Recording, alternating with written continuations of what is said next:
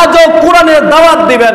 50 বছর পর্যন্ত কোরআনের পাখি মানুষদেরকে কোরআনের দাওয়াত দিয়েছেন, তাফসীর শুনাইছেন। শত শত কাফের বেঈমানেরা তার হাতে হাত রেখে মুসলমান হয়েছে।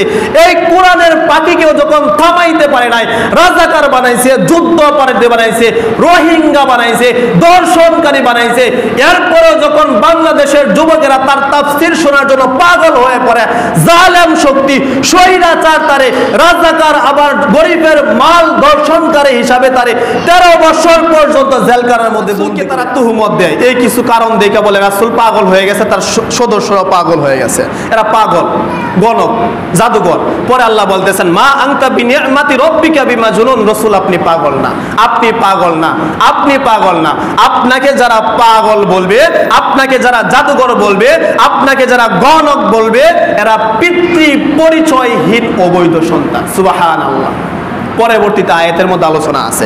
এই যুগে যুগে যুগে যুগে দেখবেন আল্লাহর রাসূলকে যেভাবে কাফের বেঈমানেরা পাগল বলে গালি দিয়েছিল, আল্লাহর রাসূলকে যেভাবে কাফের বেঈমানেরা জাদুঘর বলে গালি দিয়েছিল, আল্লাহর রাসূলকে কাফের বেঈমানেরা যেভাবে গণক বলে গালি দিয়েছিল, আপনি সত্য কথা বলেন, হকের পক্ষে থাকেন, কোরআনের পক্ষে মানুষগুলোদেরকে দাওয়াত দেন, মুখের মধ্যে দাড়ি রাখেন, টুপি রাখেন, আপনাকেও আবু জাহেল, উতবা, শাইবা, মুগিরা, জালেম শক্তিরা রাজাকার বলে গালি দিবে, যুদ্ধ অপরাধী বলে গালি দিবে, রোহিঙ্গা বলে গালি দিবে, আবার আপনাকে বলে আপনাকে দেশ থেকে তাড়ায় দিবে। এমন কিনা রাসূলকে কাফের বেঈমানেরা যখন রাসূল দ্বীনের দাওয়াত দিয়েছিল, শেবে আবি তালিবের মধ্যে 3 বছর বন্দী করে রাখছিল, জাদুঘর বলে, গণক বলে, কবি বলে যখন আটকাতে পারে নাই, রাসূলুল্লাহকে জেলে বন্দী করে রাখছিল।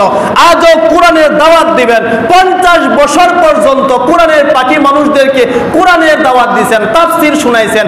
শত শত কাফের বেঈমানেরা তার হাতে হাত রেখে মুসলমান হয়েছে।